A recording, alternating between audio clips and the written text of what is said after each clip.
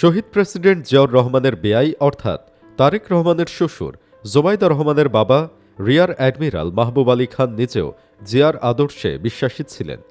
ভারতের কবল থেকে দক্ষিণ তালপট্টি দ্বীপ জিয়া যে দখল নিয়েছিলেন তাতে প্রধান ভূমিকায় ছিলেন রিয়ার অ্যাডমিরাল মাহবুব আলী খান। বলা হয় বিষয়টি নিয়ে খুশি ছিল না ভারত, এজন্যই জিয়াউর রহমানকে প্রাণে শেষ করে দেয় ভারত।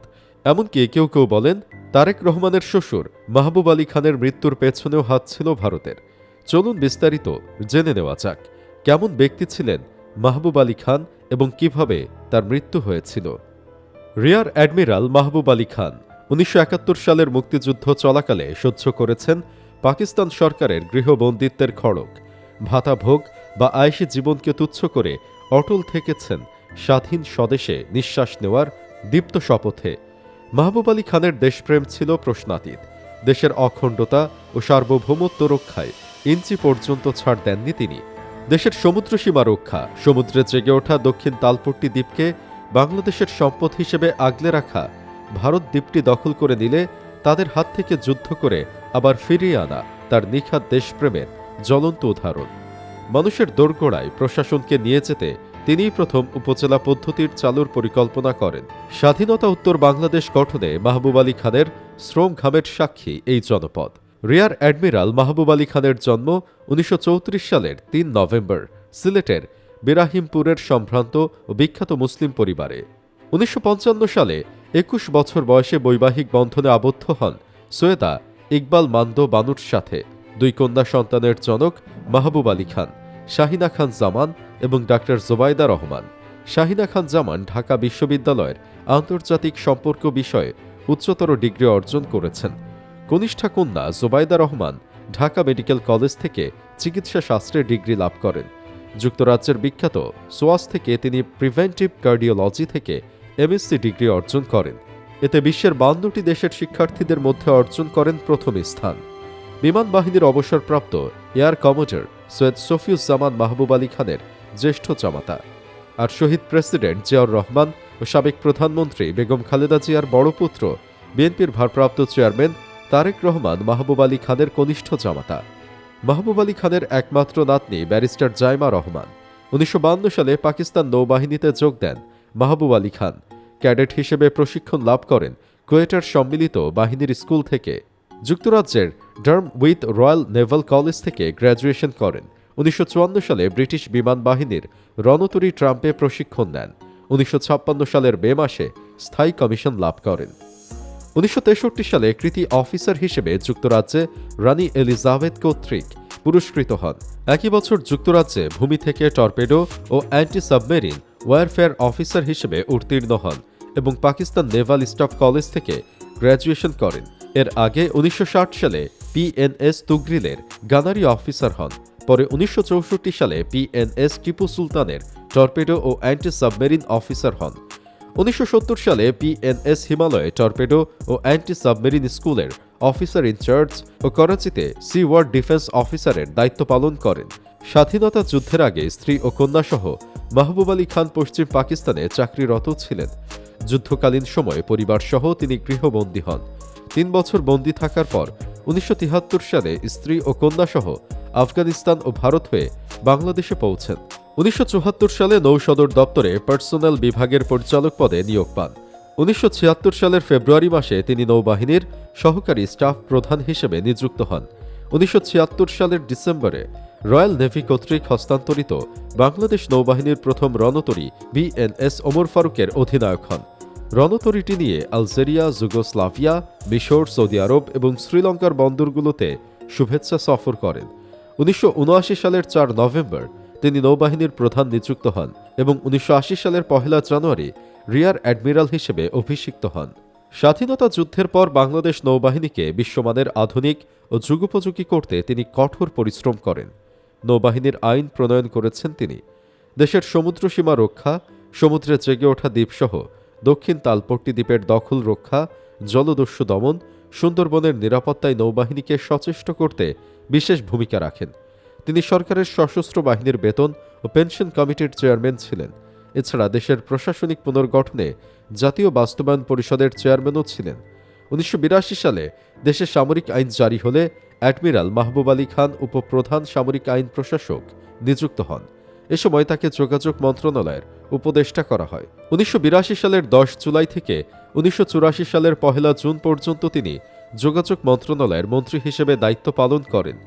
এ সময় শাহজালাল সেতু, লামাকারি সেতু, শাওলা সেতু সহ বড় বড় উন্নয়ন কাজের সূচনা হয়। দেশের রাস্তাঘাট, সেতু নির্মাণসহ অবকাঠামো উন্নয়নে অসামান্য অবদান রাখেন তিনি। ১৯৮২ সালের এপ্রিল মাসে তিনি নৌ, রেল ও সড়ক প্রতিনিধি দলের নেতা হিসেবে চীন সফর করেন এবং চীনের নৌঘাঁটিগুলো পরিদর্শন করেন। জুন মাসে জেদ্দায় অনুষ্ঠিত ওআইসি সম্মেলনে তিনি বাংলাদেশের নেতৃত্ব দেন। একই বছর নভেম্বরে তিনি রাশিয়া গমন করেন এবং প্রেসিডেন্ট ব্রেজনেভের অন্ত্যেষ্টিক্রিয়ায় বাংলাদেশের প্রতিনিধিত্ব করেন।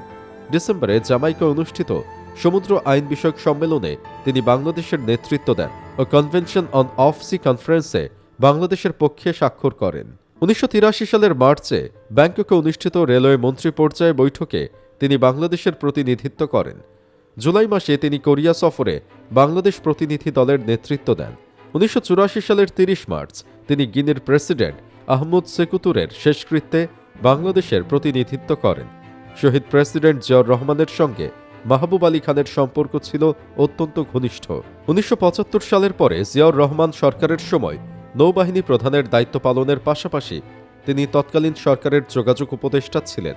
মাহবুব আলী খান শহীদ জিয়া সূচিত সবুজ বিপ্লব ও কৃষি উৎপাদন বৃদ্ধির অন্যতম সহযোগী হিসাবে সর্বশক্তি নিয়োগ করেন।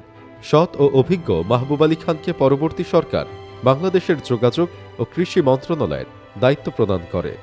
১৯৮৪ সালের ৫ আগস্ট ঢাকায় খারাপ আবহাওয়ার মধ্যে অবতরণ করার সময় বিমান বাংলাদেশ এয়ারলাইন্সের ফকার F27600 জিয়া আন্তর্জাতিক বিমানবন্দরের কাছাকাছি একটি জলাভূমির মধ্যে বিধ্বস্ত হয়।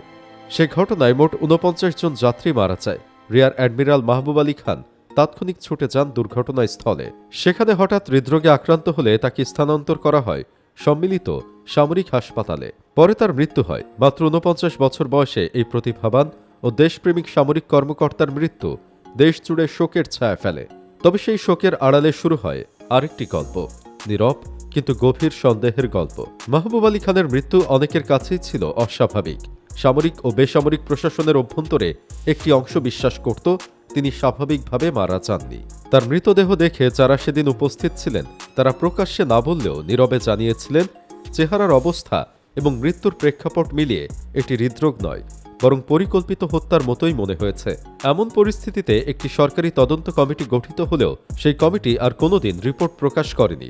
আজও রাষ্ট্রীয়ভাবে জানা যায়নি কি ছিল সেই তদন্তের ফলাফল, কে বা কারা ছিলেন সন্দেহের তালিকায়, আদৌ কোনো ময়না তদন্ত হয়েছে কিনা কিংবা রাজনৈতিক মহলে কি ছিল প্রতিক্রিয়া, সবই ইতিহাসের অন্ধকারে চাপা পড়ে আছে। বিশ্লেষকরা বলেন মাহবুব আলী খানের মৃত্যু যে সময় ঘটে তখন দেশ ছিল ভেতরে ভেতরে অস্থির। সেনাবাহিনীর অভ্যন্তরে বিভাজন, রাজনৈতিক অস্থিরতা এবং ক্ষমতা নিয়ে টানাপোড়েন তুঙ্গে। সেই প্রেক্ষাপটে একজন রাষ্ট্রনিষ্ঠ নির্ভীক সামরিক কর্মকর্তার এমন রহস্যময় প্রস্থান সহজে মেনে নেওয়ার মতো ছিল না। আর এই সন্দেহ আরও ঘনীভূত হয় যখন তার অতীত কার্যকলাপের দিকে নজর দেওয়া হয়। বিশেষ করে দক্ষিণ তালপট্টি দ্বীপ ইস্যুতে তার দৃঢ় ও সাহসী ভূমিকা ভারতীয় কর্তৃপক্ষকে অস্বস্তিতে ফেলেছিল বলে মনে করেন অনেকে। ১৯৭০ সালের ঘূর্ণিঝড়ের পর বঙ্গোপসাগরে উদিত হওয়া এই দ্বীপটি নিয়ে শুরু থেকেই ভারত ও বাংলাদেশের মধ্যে মালিকানা বিরোধ চলে আসছে। তখনকার নবীন বাংলাদেশ রাষ্ট্রের পক্ষে এই দ্বীপ দখলে নেওয়া ছিল কৌশলগতভাবে গুরুত্বপূর্ণ এবং দুঃসাহসিক এক পদক্ষেপ। সেই দায়িত্বের নেতৃত্ব দেন মাহবুব আলী খান।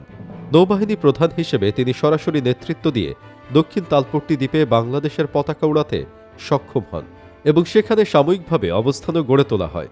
তৎকালীন ভারতের প্রতিরক্ষা ও কূটনৈতিক মহলে এই পদক্ষেপ ভালোভাবে নেওয়া হয়নি বলেও পরবর্তী সময়ে বিভিন্ন সূত্রে জানা যায়। ভারতীয় বিভিন্ন গোয়েন্দা ও সামরিক প্রতিবেদনে নাকি মাহবুব আলী খানের নাম বিশেষভাবে চিহ্নিত হয়েছিল বলে অনানুষ্ঠানিক আলোচনা চালু ছিল বহুদিন। অনেক বিশ্লেষকের মতে ভারতের ভেতরে কেউ কেউ তাকে একটি সমস্যা হিসেবে বিবেচনা করেছিল। ফলে তার রহস্যময় মৃত্যুতে ভারতের গোয়েন্দা সংস্থার হাত থাকার সম্ভাবনাও উড়িয়ে দেওয়া যায় না। সুপ্রিয় দর্শক, আপনার কি মনে হয় মাহবুব আলীর মৃত্যুতে কি ভারতের হাত ছিল? কমেন্ট বক্সে জানিয়ে দিন আপনার মতামত। ভিডিও ভালো লাগলে লাইক দিন এবং চ্যানেলটি সাবস্ক্রাইব করুন।